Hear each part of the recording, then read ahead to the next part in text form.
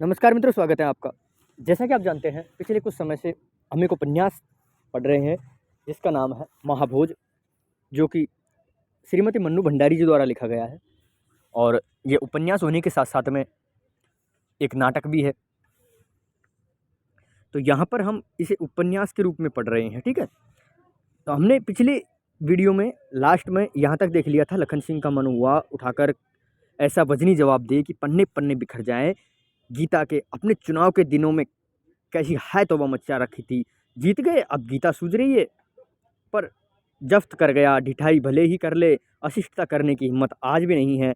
एकाएक उसने देखा, क्या देखा? एकाएक उसने देखा, सबकी नज़रें उसके चेहरे पर टिकी हुई हैं, भीतर ही भीतर सहम गया। वह इस नज़र से कई बार उसने महसूस किया है कि उनके चश्मे के भीतर कोई ख़ास लेंस लगा है, आदमी के भीतर तक का सब कुछ देख समझ लेते हैं। एक लंबी हुंकार के साथ दा साहब ने अपनी नज़र फिर शून्य में गड़ा दी और फिर जैसे वहीं से कोई मुद्दा खींच कर लाए हों। स्कूल बाबू की मीटिंग तो 9 तारीख को है। ऐसा करो कि 4-5 दिन बाद अपनी मीटिंग रख लो, बात करेंगे गाँव वालों से। वैसे भी एक हादसा हुआ है, जाना तो चाहिए ही। बिशु के माँ-बाप को भी तो तसल्ली देनी चाहिए बेचारे। आप जाएँगे? ज़रूर जाइए, बहुत असर होगा आपके जाने का। यूँ भी चुनाव के बाद एक बार भी जाना नहीं हो सका आपका। एकाएक बहुत उत्साह में आ गया लखन सिंह, लेकिन दूसरे ही क्षण जैसे कुछ याद आ गया हो, ठंडे स्वर में बोला, बस एक ही डर है, सुकुल बाबू के बाद वहाँ जाना मुश्किल होगा। मैं खुद देख कर आया हूँ, बहुत तनाव है गाँव में। यूँ भी अब गाँव वाले इतने मूर्ख नहीं रह गए हैं। यह तो बड़ी खुशी की बात है। कितने बरस की साधना का परिणाम है यह कि हमारे गांव वाले चेते। यही तो सपना था बापू का। और आंखें मूंद कर दास साहब बापू के सपनों की दुनिया में डूब गए। खिसिया सा हुआ खिसियाया हुआ सा लखन टुकुर टुकुर मुंह ताक रहा था दास साहब का कि कब दास साहब की समाधि टूटे और कब आगे के लिए आदेश मिले। जो भी है निर्भर तो अंत तक उन्हीं पर करना है। आँख खोलकर दास साहब ने घड़ी देखी, 9 बज गए। अच्छा, तो तुम पांडे को बोल दो मीटिंग की तैयारी करवाएं। होशियार आदमी है, स्थिति संभालना जानता है। फिर उठते हुए बोले, जैसे अचानक याद आ गया हो। और हाँ, जाओ तो जरा मसाल के दफ्तर होते जाना। दत्ता बाबू ही नाम है ना संपादक का। कोई 3-4 महीने पहले इंटरव्यू लेने के लिए समय मांगा था, पर कहाँ था उन दिनों समय। कहना अब समय लेकर मिल लें किसी दिन मुझसे। फिर पास आए और बड़े स्नेह से लखन की पीठ पर हाथ रखकर बोले, लखन, आज का तुम्हारा आवेश देखकर अच्छा नहीं लगा मुझे। मेरे साथ चलना है भाई।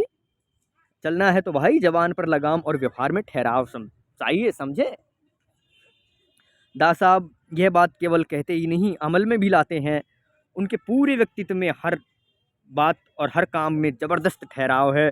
इस ठहराव की वजह से ही वे शायद कुर्सी पर ठहरे हुए हैं, वरना पिछले 10 महीनों में विरोधियों ने उनके अपने दल के असंतुष्ट लोगों ने जैसी जैसी तिकड़में की है, कैसी कलामुंडी खा गए होते, मतलब चले गए होते, है ना।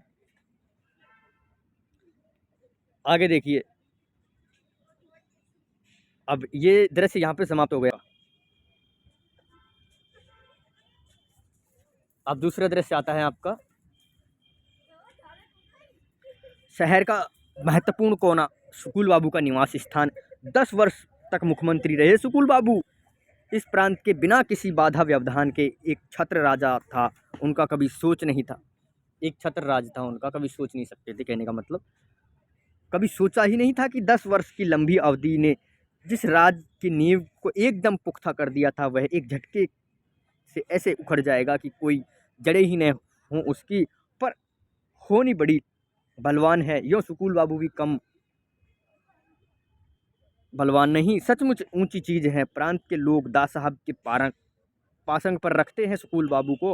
वैसे दास साहब की किसी भी बात कोई समानता नहीं है सुकुल बाबू की। सांवला रंग, नाटा कद, बहुत थुलथुल शरीर, दास साहब की तरह सौम्य संयत भी नहीं। सरा सुंदरी से किसी तरह का कोई परहेज नहीं, बल्कि कहना चाहिए कि अनुरागी हैं दोनों के। जग के सकल पदार्थ न पाने वाले कर्म हीनों में अपने को शुमार नहीं करवाना चाहते। मस्त फक्कड़ हैं एकदम, निजी दोस्तों के बीच फुहड़ भाषा का प्रयोग करते, धड़ल्ले से गाली गलौज से भी कोई परहेज नहीं। उनका ख्याल है कि वाक्य में गाली का बंद लगा कि बात में धार आई, पर बाहर के लोगों के बीच में अपने को काफ़ी साध कर चलते थे। मतलब भाई नेता जैसे लोग होते हैं तो साध कर तो चलेंगे ही ना। ज्योतिष पर अनंत विश्वास है सुकुल बाबू को। तरह तरह के नग जड़ी हुई 4 अंगूठियां पहनी रखी है, गले और बाजू में कंडे तावीज भी बंधे हुए हैं। बंदे मिल जाएंगे। नीलम तो अभी पिछले ही महीने पहना, पहले भी किसी ने पहनकर आजमाने को कहा था पर हिम्मत ही नहीं पड़ी। बड़े तेज मिजाज वाला पत्थर है नीलम। वाफिक न आए तो एकदम पटड़ा ही बिठा दे, लेकिन पटड़ा बैठा न पहनने से तो पहन लिया और देखो रंग लाया। बिशु की मौत लगता है जैसे थाली में परस कर आ गया है उनके सामने। अपनी हार को जीत में बदलना उन्हें इस मौके का फ़ायदा उठाकर, मौका तो पहले ही भी आया, इससे भी कहीं ज़्यादा अच्छा, और मौजों पर उस समय तो अपनी पार्टी का महाभारत सुलटाने में लगे हुए थे। 65 वर्ष की उम्र में क्या कुछ नहीं झेला सुकुल बाबू ने राजनीति में, पर इस बार का अनुभव तौबा। एक गडरिए के डंडे के नीचे कैसे सारी भेड़ें रिरियाती मिमियाती एक झुंड बनाकर चल रही थी, पर जैसे ही डंडा टूटा आपस में वो ही मार काट मची कि विश्वास करना मुश्किल हो गया कि एक झुंड की ही भेड़ें हैं थी। कैसी कैसी मशक्कत झेली है उन्होंने इस बार। कोई ऐसा वैसा होता तो दम तोड़ गया होता। अभी तक यह तो सुकुल बाबू ही हैं कि टिके हुए हैं। केवल टिके हुए ही नहीं, सबको ठिकाने लेकर टिके हैं। मन पर बेहद क्षुब्ध हो गया है उन्हें खुद लगता है कि राजनीति गुंडागर्दी के निकट चली गई है। जिस देश पर देवतुल्य राजनेताओं की परंपरा हो रही हो, वहाँ राजनीति ऐसा पतन कभी मन में एकदम वैराग्य जाग जाता है। पर राजनीति में जहाँ तक अपने को दशा लिया है वहाँ से निकल भी तो नहीं सकते। निकलने का सीधा अर्थ है हार मान लेना, और जीवन में एक यही बात है जो वे कभी नहीं मान सकते। पिछले चुनाव में हार मानकर भी मन से वे उस हार को एक दिन के लिए भी स्वीकार नहीं कर सके। उस हार को जीत में बदलना ही है। जो भी हो, जैसे भी हो, कृत संकल्प है उसके लिए। आज सारे दिन स्कूल बाबू अपनी गोटियां ही बिठाते रहे। शाम के भाषण में कौन कौन से मुद्दे उठाने हैं, ठिकाने वोट खोने हैं और कितने वोट पाने हैं। अभी तक हरिजनों के बूते पर ही चुनाव जीतते आए थे। पिछली बार इन लोगों ने आंखें फेर ली तो मुंह की खानी पड़ी, पर इस बार कैसे आंख फेरेंगे और अख्तियार करेंगे। फिर बिशु की सारी ज़िंदगी इन्हीं लोगों के लिए तो लड़ता रहा, और फिर बिशु की मौत का हिसाब ही तो मांगेंगे सरकार से। इस पर भी लोग उनके सुर में सुर नहीं मिलाएंगे, ज़रूर मिलाएंगे। और हरिजनों का सुर मिल गया तो फिर से सुगम संगीत बजने लगेगा। कम से कम उनकी अपनी ज़िंदगी में तो ये भी कुछ थोड़ा सा तो कम से कम सही सोचते हैं। क्या पता उनकी खुद की ज़िंदगी तो है ना। आगे देखिए, एकाएक उनका मन बिशु के प्रति कृतज्ञता से भर गया। बस एक ही डर है अब, जोरावर हुड़दंग मचवा दे। एकदम उज्जड़ आदमी है बीहड़, पूरे गांव और पंचायत में दबदबा है। उसका सारा गांव थर्राता है उससे। सरपंच भी उसका चाचा ही है। बस एक बार किसी तरह किसी गड़बड़ साले के रंग जमाने को मिल जाए तो लोगों को पूरी तरह अपने साथ बहाकर ले जाएंगे। बहा ले जाने का मतलब है कि खूब अच्छी तरह समझ गए हैं, और बहाव की ताकत भी खूब अरसे पहले जो आया था वह बहाव ही तो था, बहाव नहीं बवंडर। एक जोरदार बवंडर। कुर्सियों पर बैठे सारे लोग धड़ाधड़ नीचे जा गिरे। बड़ी बड़ी हस्तियां तक नहीं टिक पाई। उसके बाद भी जैसे देश में बवंडरों का सिलसिला ही शुरू हो गया। आंध्र में बवंडर, दिल्ली में बवंडर उड़ीसा में बवंडर। उस बवंडर के ने इतिहास बदला तो ये बवंडर भूगोल बदलने में लगे हैं। और यदि वे बवंडर ले आए तो वह शायद उनकी किस्मत बदल देगा। एक बार जीत कर किसी तरह विधानसभा में पहुंच जाए तो फिर वहां बवंडर का सिलसिला शुरू करेंगे। जोड़ तोड़ करने की अपनी क्षमता पर काफ़ी भरोसा है सुकुल बाबू को। फिर 70 दरार वाली खोखली नींव पर खड़े इस मंत्रिमंडल को गिराना यूँ भी कोई बड़ी मुश्किल बात नहीं। अपने लोगों जरा सा साथ दें तो बाएं हाथ का खेल है यह उनके लिए। सुकूल बाबू भाषण की सूचना से सारे गांव में तनाव भरा सन्नाटा तो टूटा, वरना अजीब मायूसी छाई हुई थी गांव में। नेताओं के लिए यही होता है, एक बार किसी तरह घुस जाएं, बस ये सोचते हैं वो। जब तक बिशु की लाश गांव में रही, बड़ी खलबली मची रही। वहां भीड़ और बातें, जितने मुंह उतने अनुमान। किसने मारा बिशु को और कैसे मारा? शरीर पर कहीं भी तो चोट या प्रहार का कोई निशान नहीं। रात में अच्छा भला घर से सोया था और सवेरे पुलिया पर लाश मिली, जहां लाठी फावड़े या सीधे बंदूक से मारने का कोई रिवाज हो, वहां ऐसी रहस्यमय मृत्यु बेहद सनसनी पैदा कर रही थी सबके मन में। पुलिस वालों ने ऐसी चुस्ती तो गांव वालों ने पहले कभी नहीं देखी। शायद पिछली घटना का सबक भूले नहीं थे। अभी तक इधर खबर पहुंची तो तुरंत ही थानेदार साहब अपने कांस्टेबल को लेकर मौके पर हाजिर। जाने कितने लोगों के बयान हुए। लाश सबसे पहले किसने देखी, किस हालत में देखी? बिशु की पूरी जन्म पत्री खुली। इस बार इसे क्या कहा क्या किया, इसकी दोस्ती, इसकी दुश्मनी, इसके मिलने जुलने वाले ज़िंदगी की पूरी डायरी जो शायद बिशु कभी नहीं लिखता, पुलिस वाले लिख कर लेके। लेकिन लाश के जाते ही एक अजीब तरह का सन्नाटा छा गया वहाँ। तनाव भरा सन्नाटा। गांव के पूरब से एक बड़ा सा अखाड़ा है, जुम्मन पहलवान का, जिसमें 30-40 पट्टे लाल लंगोट बांधकर वर्जिश करते रहते हैं। रात दिन दंड पेलना, लाठी बांधना, मुकदर घुमाना, कुश्ती लड़ना, कुछ न कुछ चलती ही रहती है। शाम के समय काम से लौटते हुए लोग कुछ देर खड़े होकर तमाशा जरूर देखते हैं। यह अखाड़ा गांव वालों के मनोरंजन का केंद्र है और आतंक का स्रोत भी। इसी अखाड़े की आबादी जब अपनी तेल पिलाई हुई लाठियां लेकर गांव के गली बाजारों में उतर आती है तो सारे गांव वाले को साफ सूंघ जाता है और सबकी जीभ तालू से चिपक जाती है। जैसे ही बिशु की लाश चीर फाड़ के लिए शहर गई, अखाड़े में के ये लठैत गश्त लगाने लगे गांव में। उसके बाद लोगों के मुंह में आहें भले ही निकल रही हो, बात नहीं निकलती। बिशु के मरने का तरीका चाहे न समझ आ रहा हो, पर मरने वाले का नाम शायद सबके मन में बहुत साफ था। नाम भी, कारण भी, केवल मन में बयान के समय जबान पर कोई नहीं लाया। बिशु का बाप भी नहीं। ये मरने वाले नहीं है, मारने वाले की बात है ना। लेकिन आज दोपहर से ही गांव में एक नई चहल पहल से भर गया है। भोंपू लगी जीभ गली गली घुराती फिर रही है। आज शाम 6 बजे बड़े हरिजन भाइयों के हमदर्द दोस्त श्री सुकूल बाबू आप लोगों से बातचीत करने आएंगे। विशेषर की मौत सरासर जुल्म है, इसे बर्दाश्त नहीं किया जाएगा। आइए और सुकूल बाबू की आवाज़ में आवाज़ मिलाकर बिशु की मौत का जवाब तलब कीजिए। शाम 6 बजे लग रहा था जैसे बिशु हीरा का बेटा नहीं, सुकूल बाबू का अपना बेटा है। उसकी मौत का दुख उनका अपना दुख है। बांटने के लिए वे गांव वालों से याचना कर रहे हैं। 4 बजे तक गांव एक अच्छे खासे आयोजन के लिए तैयार हो गया। मैदान में तख्त जोड़कर मंच बना दिया गया। मंच पर गद्दा बिछाया गया। गांव तकिए लग गए, मतलब बैठने उठने की बात है। गाँव तकिए बस उस पर विराजने के लिए सुकूल बाबू की काया की प्रतीक्षा है। कोई 150 नए चेहरे भी गांव में उतर आए। जोरावर की ओर से कोई गड़बड़ी भी तो बचाव करेंगे, नहीं तो मजमे की संख्या ही बढ़ाएंगे। कल तो अखबारों में यह तो छप ही सकेगा कि सुकूल बाबू का भाषण सुनने के लिए जनता उमड़ पड़ी। आज कुर्सी पर नहीं तो इससे क्या कोई मामूली हस्ती तो नहीं सुकूल बाबू। गांव की मायूसी से मुरझाए चेहरे खिल उठे हैं। उन्हें मेले जैसा मजा आ गया है। पहले जीप के पीछे पीछे दौड़ रहे हैं, अब कागज के भोंपू बनाकर खुद चिल्लाते फिर रहे हैं।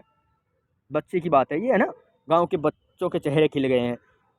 यह मौका गमी की वजह से आया है या खुशी की वजह से, उन्हें कोई मतलब नहीं। उनके लिए तो एक शगल हो गया। ठीक 6 बजे सुकूल बाबू की एम्बेसडर गांव में प्रवेश कर गई। इस समय के पाबंद सुकूल बाबू 2 गाड़ियों और भी आई और 3 जीप। सब लोग धड़ाधड़ उतरे। पार्टी की ओर से स्वागत करने के लिए पहले से ही तैयार हैं कुछ लोग, पर स्वागत सूखे अभिवादनों से ही हुआ। मालबाजी एकदम नहीं, मौका गम का जो है, इन छोटी-छोटी बातों का बड़ा ध्यान रखना पड़ता है। सब लोग मंच पर चढ़े। सुकूल बाबू की चाल विशेष रूप से धीमी, कुछ तो उनके शरीर का भारीपन आड़े आता है और कुछ आज का ये मातमी मौका, मतलब मौका देखकर चौका लगाते हैं लोगों ने। ऊपर चढ़कर अभिवादन की मुद्रा में उन्होंने हाथ जोड़े, नज़रों ने संख्या का अनुमान लगाते हुए भीड़ के विस्तार को अपने में समेटते हुए मजमा ठीक ही जुड़ गया का भाव संतोष की हल्की सी परत पोत गया। बस सारा आयोजन शांति से होना चाहिए, उनकी बातें लोगों तक पहुंच जाए। इस घटना से लोगों के दिमाग जरूर जमीन जैसे ही रहे होंगे, जो वर्षा से स्पर्श मात्र से टूट पड़ने को तैयार रहती है। मतलब ऐसी जमीन की तरह है जो वर्षा होते ही बरसात होते ही जमीन ऐसे लगता है मानो गिर जाएगी। ऐसे वे ऐसी वर्षा करके जाएंगे कि फसल उनके हिस्से ही पड़े। मन ही मन उन्होंने उंगली में पड़े नीलम को नमस्कार किया और मन चुके चौहान, ये आती है ना, 4 बांस अंगुल अष्ट प्रमाण, ताऊ पर बैठे सुल्तान, मती चुके चौहान वाली कहावत है। मत चुके चौहान के भाव से माइक संभाल लिया। बोलते अच्छा है सुकुल बाबू, विरोध को काटने में माहिर है। गला साफ करके आवाज़ को साध कर उन्होंने बोलना शुरू किया। क्या शुरू किया, एक बार बोलता हूँ, आप सुनिएगा। प्यारे भाइयों दोस्तों, आपके दुख में शामिल होने के लिए मैं आज यहाँ आया हूँ। दुख तो आप लोगों पर इससे पहले भी पड़ा है और इससे कहीं अधिक बड़ा दुख था। वह दुख शब्द तो बड़ा हल्का है उसके लिए। सरे आम जुल्म, ऐसा अनुशासिक अत्याचार सुना तो था, तिलमिला गया था भीतर ही भीतर, और आज तक किसी को कोई सजा नहीं हुई। क्षणिक विराम, थोड़ा विराम दिया उन्होंने। क्या दोष था इन हरिजनों का? यही नहीं कि सरकारी रेट पर मजदूरी मांग रहे थे, गुनाह था यह, पर शायद था तभी तो जिंदा जला दिए गए। और उन्होंने जलाया, उन पर कोई उंगली उठाने वाला तक नहीं था। बेचारे बिशु ने उंगली उठाने की कोशिश की तो हमेशा के लिए चुप कर दिया गया उसे।